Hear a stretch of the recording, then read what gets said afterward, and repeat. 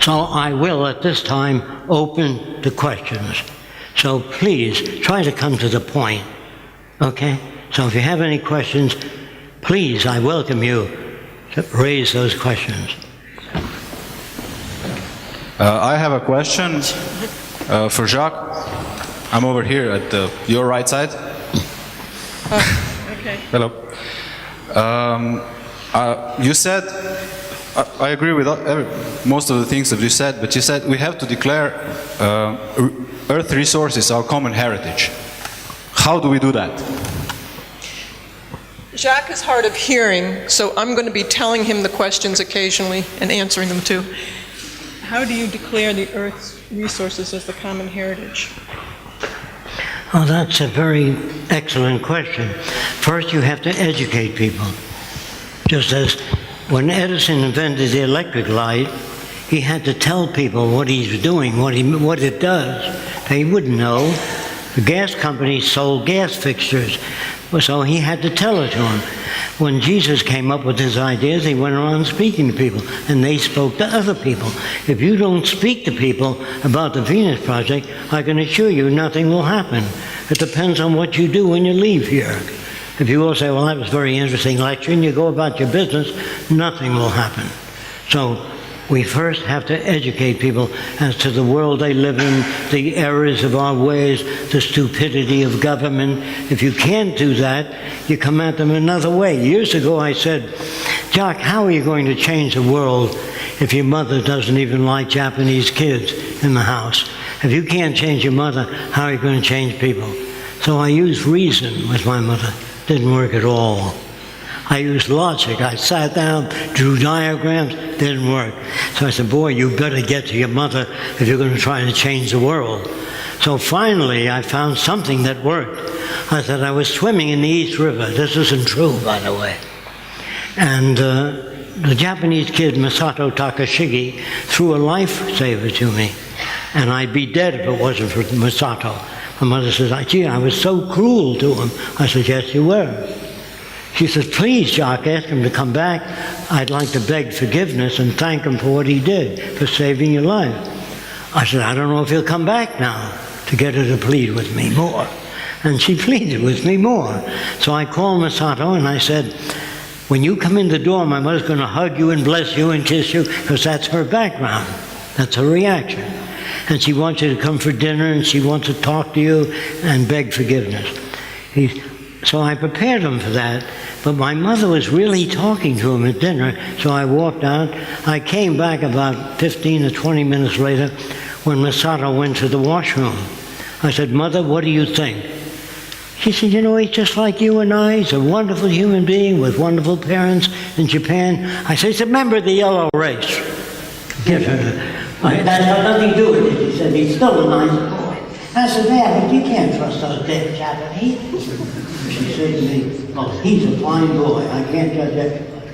A month later, she puts her arm around Masato and calls him son. But she really got to like him. Then I said, he never saved my life. She said, you little devil, I would have never opened the door.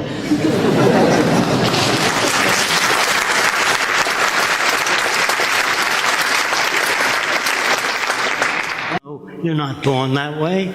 You're taught to hate other people. You're taught those slanty-eyed bastards, the goddamn Germans, are called krauts. That takes away the human aspect. Well, the Germans were stupid. The Arabs are stupid. All governments are. They're all killing machines. And we have to, if we want to live in a world without war, without hatred, without poverty, unemployment, street people, or human suffering, you have to face up to the problems.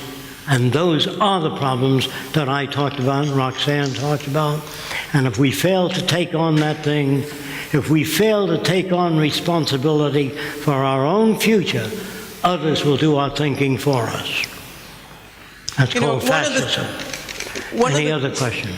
Excuse me, Jacques. One of the things we want to do is a major motion picture, because we feel that films get to more people faster and can help change values. In World War II in the United States, they had young Christians that they wanted to get to go and kill, and they had trouble doing that. So they hired Frank Capra to make a film called Why We Fight.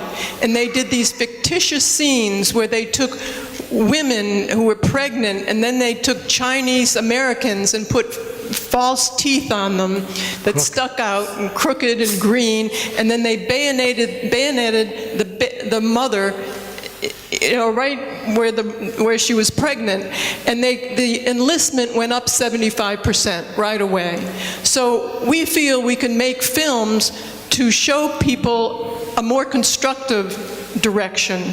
And this works better than lectures or any other way. Just like, we were working in obscurity for 35 years, and it took us meeting one person, Peter Joseph, who did one film, and then within a year we had the movement all over the world. So it really depends on what people do. If they go out and talk to people about this direction and learn more about it so they know how to answer more appropriately, it would be very helpful. And we can eventually, no system remains the same. No country can freeze things. They're always in states of change. So this system is falling also. And when it does fall, we would like to have enough people out there to understand this direction to point in a more positive, constructive direction. And that's how you can create common heritage. If enough people understand this direction and we're in a position to work on it, to do something. Sometimes people ask me whether the capitalist will give up his factories and all. No, he won't. When Chevy can't compete with Toyota, they go out of business, and the government bailed them out. They bailed out the banks, all the people that created the problems, they gave the money to. What money did they give them? The money for schools, education, to feed the poor, they gave it to the banks. The same bastards that created the problem in the first place. So if you don't understand how money works, there's a tape you can get, or a DVD called The Money Masters. You ever hear of it? Tells you how banks work and how they shaft people. If you really want to know, and if you really want to know how to communicate with people, the book is called Tyranny of Words by Stuart Chase. Another one, Science and Sanity by Alfred Korzybski. And if you want to know where religion came from, Man and His Gods by Homer W. Smith. The foreword is written by Albert Einstein. I can't get those books in the library. There's an organization called the Heritage Foundation, and they try to remove books from libraries because the books that would rock the boat. I've never appeared on American television, maybe one station. And I can't get on because they feel Fresco is a threat. He attacks the cigarette companies, the drug companies, the people that modify food so that you only have to get their seeds, the people that spray poisons on plants. You can design sonic devices to keep insects off plants. You needn't spray poison on. That was known 56 years ago. They still don't do it. So I'm trying to tell you something, that your brain has been filled with crap over the years. Motion pictures, television, all bullshit. And I'm trying to tell you that I did, when I was about 21, I wondered what people would be like if they weren't exposed to this kind of education. So I got a job on a boat, and I jumped ship on a group of islands called Tuamotu, about 1,000 miles east of Tahiti. And when I got there, everybody walked around completely nude. And I noticed that the men there never looked at a woman's body. They were swimming nude ever since they were this high. And if you gave them a picture of a woman's body, they said, I can't see the face. Who is it? They never stared at the tits, legs, or butt, only the eyes. And I wondered, gee, were there any peeping toms on there? No, there's no need for it. Why? A peeping tom evolved in a culture that covers things. You understand that? So in the islands, they didn't cover anything. So I wondered how they made love to one another, whether they had fetishes. Of course not. They put their hands on top of the female's head and stroked the whole person. Say, me like you. But they were no tit men, leg men, ass men, hair men. That's made in this culture. Another very interesting thing about the islanders is when you stroke a dog, you stroke the whole dog. You don't stop at the balls. You stroke the whole dog. You understand? All right, so people are shaped like culture. If you still don't understand me, if you were brought up in Japan, you'd bow. You know what I mean? If we say, you don't have to bow to me, they still bow. See, that's a reflex, established reflex. Most of your thoughts are not your own. They're thoughts which are generated by motion pictures, novels, plays, the world you live in.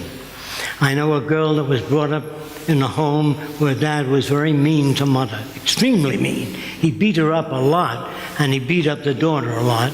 And she came up to me and said, boy, I'm never getting married. Where she's coming from, that makes sense. She's never known anything else. So people turn out to be serial killers, not inborn. It's because of a certain aspect of the environment. And you say, well, how can a serial killer be made by environment?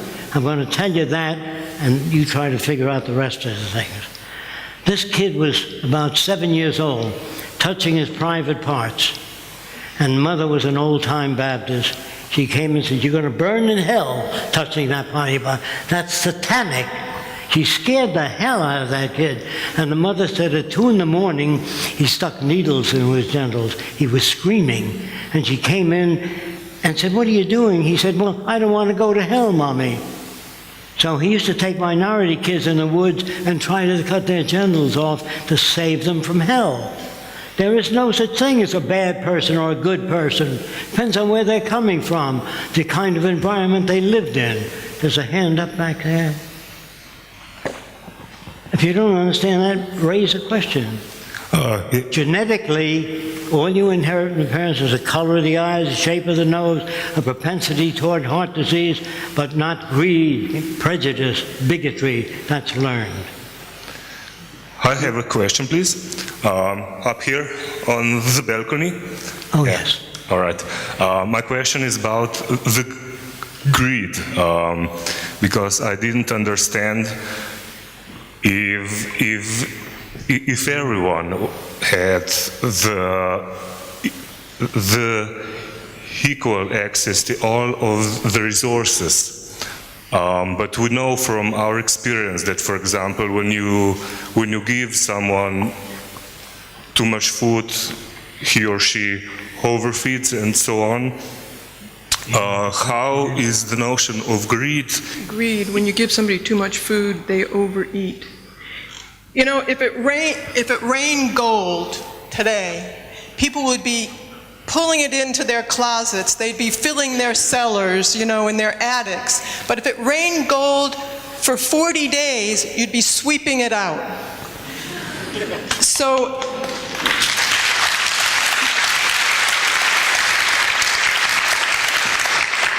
It's like asking, what is a glass of water worth? Well, if you're on a raft and a millionaire is dying, you say it'll cost you $50,000. He says, that's outrageous. But 2 days from then, he says, is that all you want for it? The value of anything depends on how abundant it is.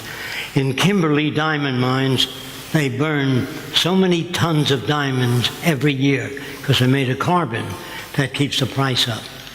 And if you invented a tire that was good for 20 years, the tire company would buy that tire, but they won't produce it. There's no sense in producing it. You put them out of business. You have to think about those things, yes. it looks natural today that people are greedy because they think it's been that way all through history, and it has, because we've always lived in a society of scarcity. And scarcity is maintained by using the monetary system, but in the resource-based economy, the job is to produce abundance as quickly as possible, and a lot of the aberrant behavior that you think is normal and inborn would disappear. Thank you. All right, can I give you an example? For example, there are people who are collectors of sport cars, right? And they like own hundreds of sport cars. But if everyone had unlimited access to all kinds of sport cars, some people would actually collect like thousands of them, and that would be a waste. About people who collect things, thousands of things like sports cars. Okay. I can try to answer that. There are people that collect paintings too, oil paintings. They spend millions on, very wealthy people. If the Venus Project comes about, we will approach those people and say, you have 40 paintings, original, would you put them on tour so everyone can enjoy them? He says, no, they're mine. We put that in the morning paper. He said, no, they're mine. You understand what that will do? He'll be giving out his paintings. In other words, anyone that has anything like that, a collection of automobiles that he's made over the years, and we say, if you let the world enjoy that collection, send it out there. We'll put it on tour. And if he says, no, they're mine, we'll put that in the newspaper too. So you see, it's not difficult to turn people around. I worked on the Arabs, the Klan, and many other groups, alcoholics, drug addicts, and I've turned them around. But I really didn't care whether they stopped using drugs. My main interest was to make them aware socially, and then they had no need for drugs. In other words, I never taught my boy, my little boy, how to read. I used to read to him at night in the bed, and then when it got to the most interesting part of the book, I'd close it. He said, Daddy, what happened then? And I said, look, if you learn to read, you can find out for yourself. And so,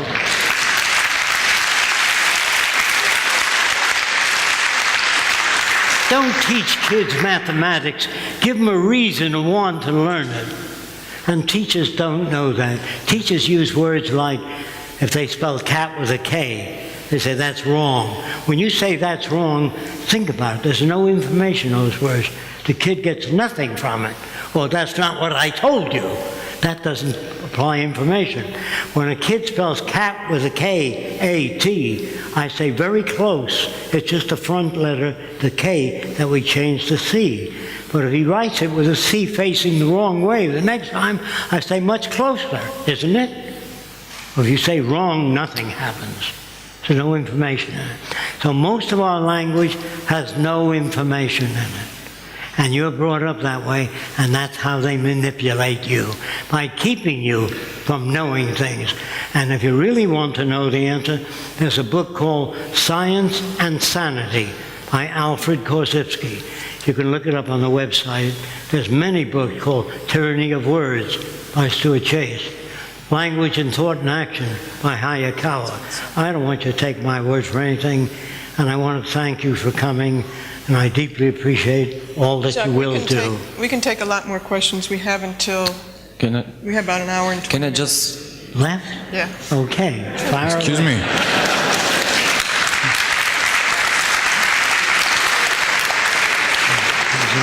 me. Excuse me. Here. I'm waving on your left side. Okay.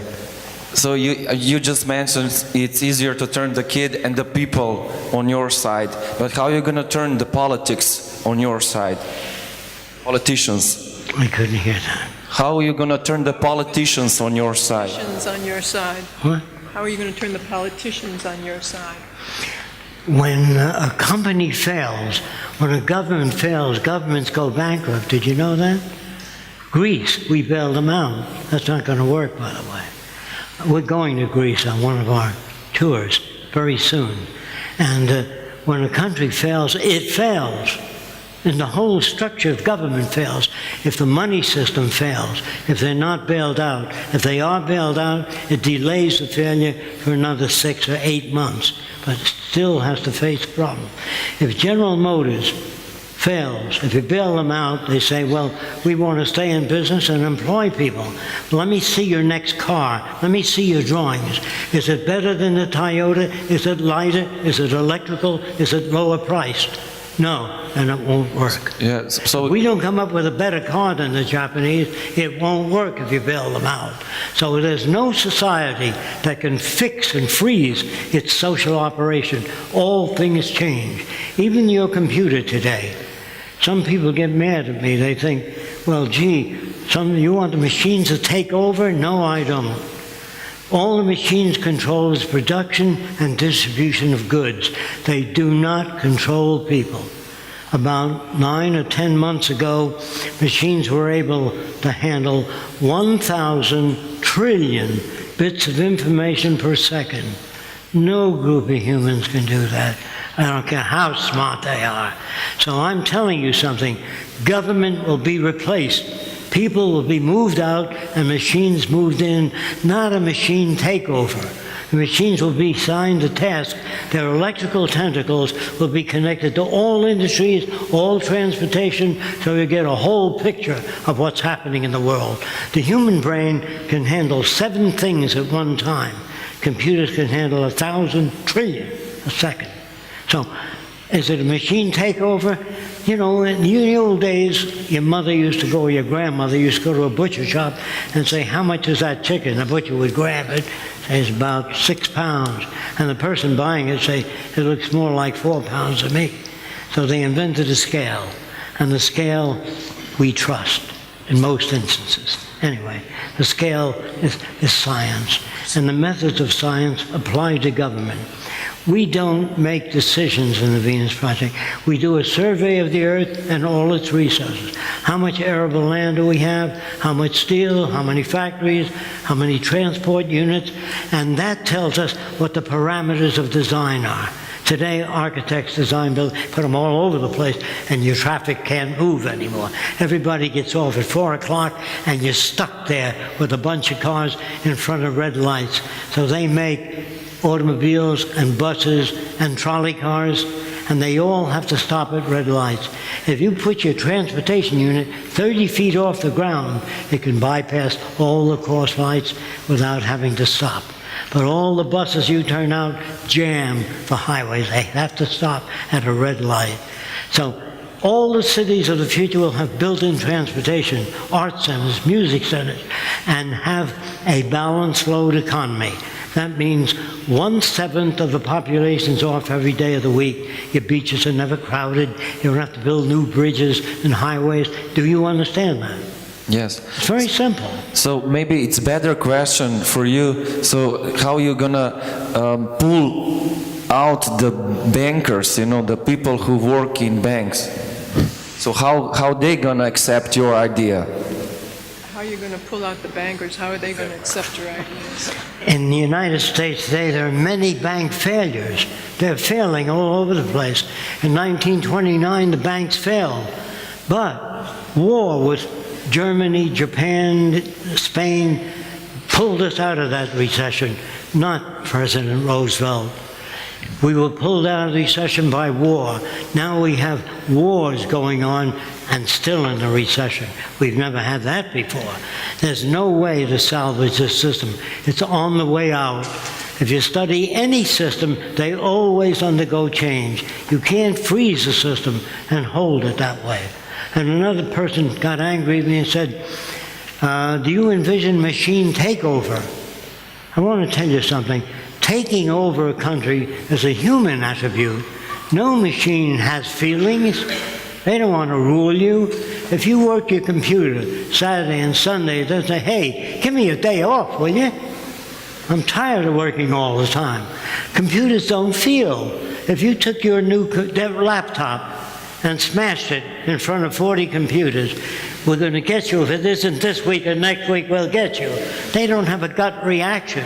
Machines have no ambition. They don't want to take over. This is Hollywood crap that you see that gives you those notions.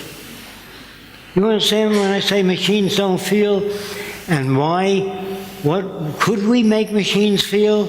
We can do this. We can make machines that look perfectly human.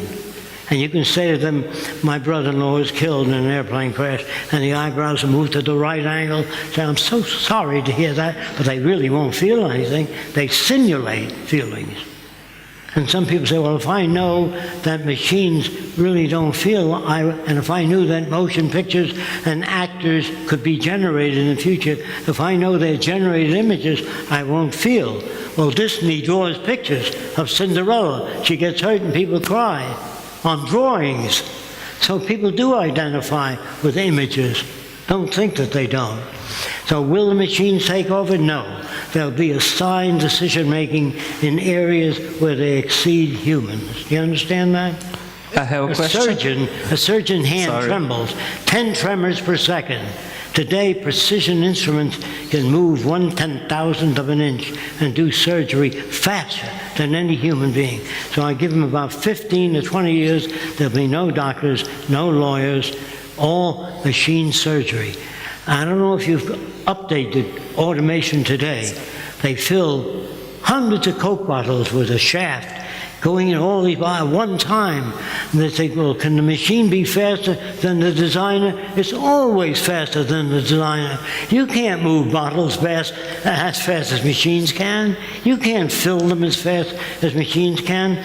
So most jobs, if the Venus Project doesn't come into existence, and if we don't kill each other, if we keep installing automation in plants, most people will not have the purchasing power to buy the products turned out, and that's the end of the money system.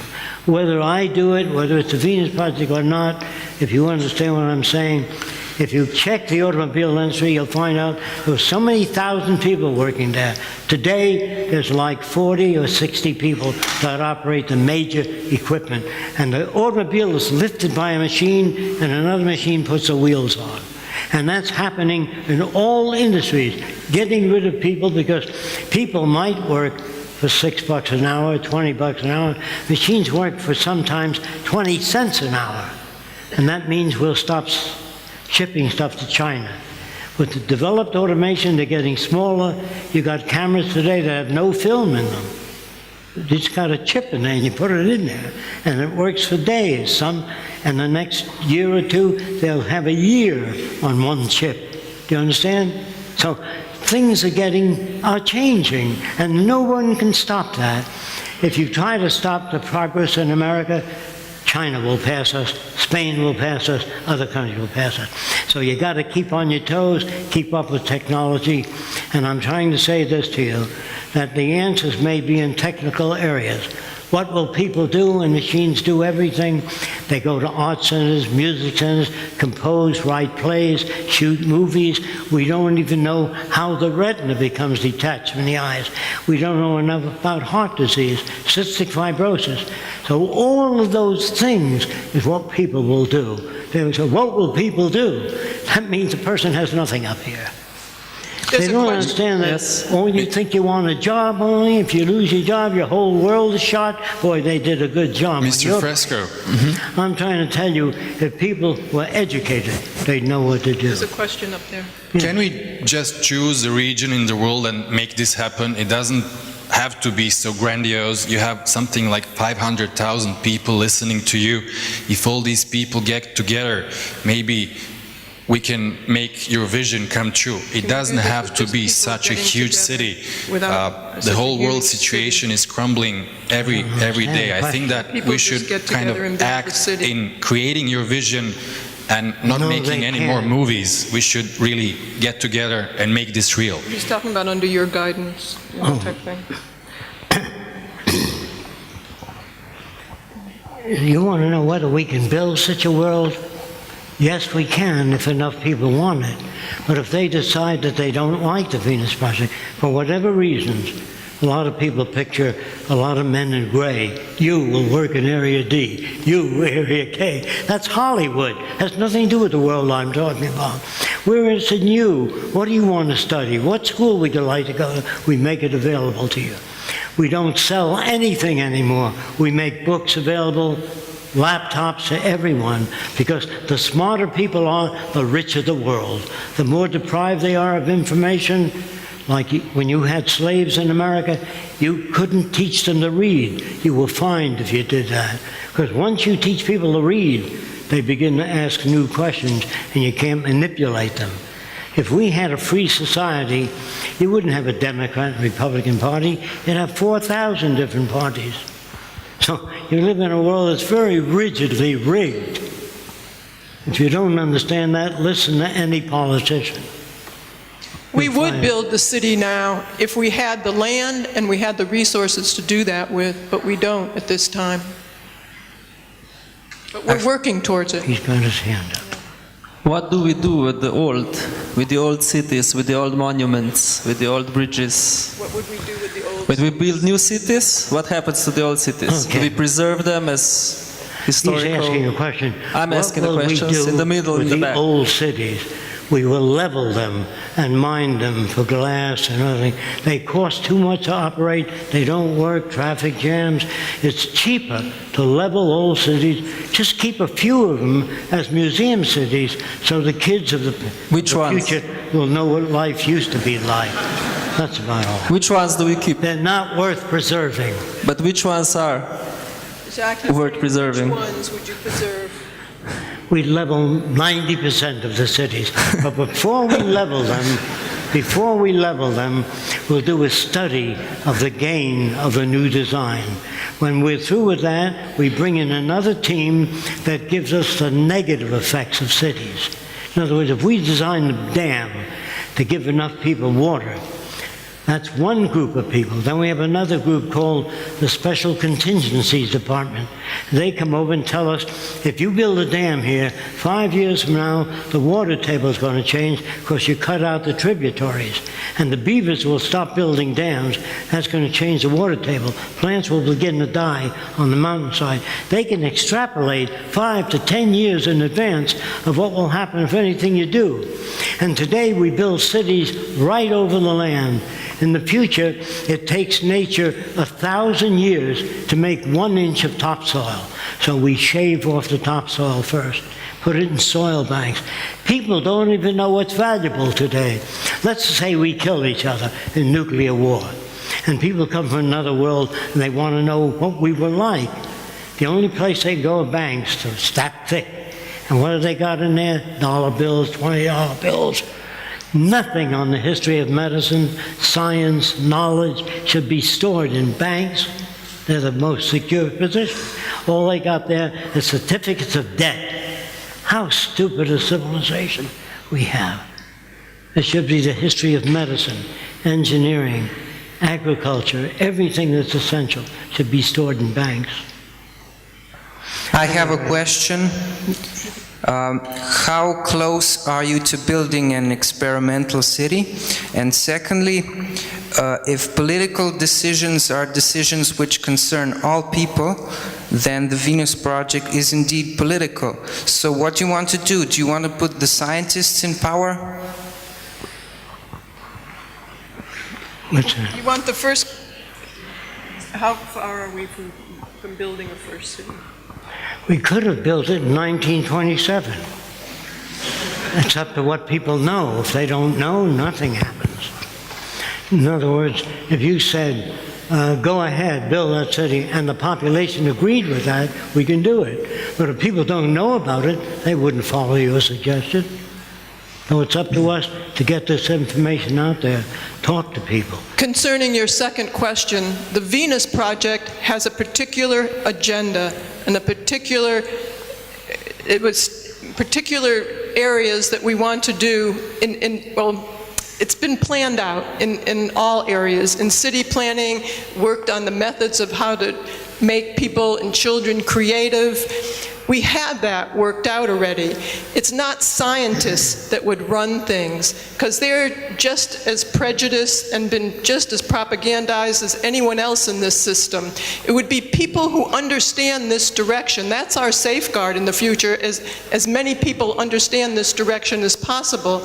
And those people who understand this direction follow out the direction and the procedures of the Venus Project. And people in the scientific fields would be assigned. First, there would be a survey. It wouldn't be Fresco telling you what to do. The survey, we'd find out how much arable land we have, where the diseases are, where the technical personnel are, many, many different things, and that dictates how we build, how big the cities are in certain areas, how many hospitals we need in certain areas, and whether we could even build in certain areas. So it's not a group of people telling people what to do. It's based on the needs of people and what the survey tells us. It's like an airline. If you have passengers, say 300 passengers, that tells them how much food and water they need. You can't fill that airliner with 800 people if the wing area is just so much. I worked in the aircraft industry, and I found out in working there that we used to figure the wing loading as 24 pounds per square foot. After that calculation, we piled sandbags on the wing until it broke off, and it broke off at 27, 28 pounds. We said, that's good. I love that system. Then when they finished an airplane, they pulled it up to about 30 feet off the ground and cut the strings holding it to see if the landing gear holds up. I love that system. I don't like, what do you think, what do you think, what's your opinion? I like the testing field. It's wonderful. At least it gives us a closer approximation of reality. And no one can define words like the truth. And people believe there is such a thing as a truth. I just want to tell you that truth, there's radio waves going right through this room now. You don't see them. There's bacteria all over this table. You don't see them. So you invent a microscope, the electron microscope, and that's extensions of human systems. All machines are extensions of human attributes. He says, I don't like machines. Well, I don't know what they're talking about unless they mention something specific. But remember, in New York City, there's a subway station, and it's crowded with people, and they push and shove, and sometimes people fall on the tracks. Every airport today has a wall, and when the train comes up, the wall doors open. You can't look down an elevator shaft, see if the elevator is coming. You can't look up. There's a wall there, and the doors don't open until the elevator is right in line with those doors. That's what I'm talking about. Our problems are technical, and senators and politicians can't handle that. The idea of truth is something like there's a fixed end goal. We find it, and that's it. Well, this system that we live under today is a fixed system. The resource-based economy is an emergent system. We're always looking for not the truth, but closer approximations to the real world or reality. And it would always be changing. We'd always be learning new things and trying new things. Today, and we'd be teaching kids and people how to adjust to change. Today, people are very afraid of change. It threatens them. Thank you. Any other questions? If I may ask a question about the language, I'm on the balcony on the top. I would like to ask you to elaborate a little bit about the language that you are talking about, because you always say that we have to evolve the language in a direction in which opinions or quarrels and arguments are not possible. But there are fields of language and fields of knowledge like emotion, love, which are very prone to subjectivity. So could you elaborate on that? How do you see language development in those areas? In the fields of love and emotion. Okay. First of all, the word love was invented a long time ago. They're trying to talk about some aspect of human behavior. So if a girl goes to a movie and she sees a tall guy with blonde waving hair, always the nice guy, and the short guy or fat guy is not nice, or the guy with a crooked nose beats some people, she always looks for a guy that she saw in the movies. You see, the future, if you marry a very good-looking guy or you marry a beautiful girl, if she turns to be a horrible person, that face becomes ugly. Do you understand what I'm talking about? So your concepts of beauty, when a guy has a bone through his nose somewhere in Africa, the girl says, he's a doll, you know. Or if they have big plate lips, Ubangi people, the guy gets down on his knees, he says, I love you, your hair, your eyes, your big lips. You know, all that's learned. So the movies of the future, instead of the word love, they show extensionality. That means if you met a guy from another planet with 6 arms, you go, "Ugh." Actually, he would say, what do you do with it? I can eat soup, pet my dog, say goodbye to my friends, and scratch my back. So we don't ask those questions. We go, Today, girls collect spiders. When I was a kid, we used to throw spiders at girls. They go, ah. You see, so our attitudes, our education would be so different. Our little kids would not say, I want a balloon, Daddy. They're boring as shit, kids. They have nothing new to say, nor can they say anything new. But you're brought up to want kids. If you really love kids, you'd notice most adults talking and playing with kids all the time, but they don't. So they have their own kids, and you have to wipe their ass, send them to school, pack lunch. You can't go anywhere. The kid's too young. Well, that's because you have limited options. In the future, the options will be limitless. And anybody that wants 4 or 5 kids, sometimes a person comes over to me and says, I have 6 kids. I say, what are they for? You understand? When you have children, you try to make them smarter and better than you are. That's what the job is. When my little girl was 3 years old, she came into my lab. She just walked in one day, and I put a wrench on the nut the wrong way, intentionally. And I'm trying to turn it. I put it on the wrong way again. She put her little hands on it and said, Daddy, that's no way to do it. So I put it on the wrong way again. She said, I'll have to show you. So she put it on the right way. The reason I did that is because I wanted her to scan things, not look up at her daddy. Daddy knows everything. I wanted her to look at a situation. Sometimes I'd build a miniature bridge and I'd leave out a certain part that was obvious. She said, Daddy, that bridge isn't going to work. I said, why not? You didn't put in the braces here. Oh, thank you very much. Invite participation of your kids. If you sometimes ask them for advice. I come running in the house and say, what did you bring me? To my little girl. She says, I'm too little to bring you anything. So you try inviting participation, share ideas with your kids, and invite them to think. Schools of the future will be very different. In fact, somebody once asked me, will there be horror movies in the future? I says, any movie about any present-day society will be a horror movie. We're going to take a 10-minute break and be back here at 15:15 and continue with questions. Okay. Okay?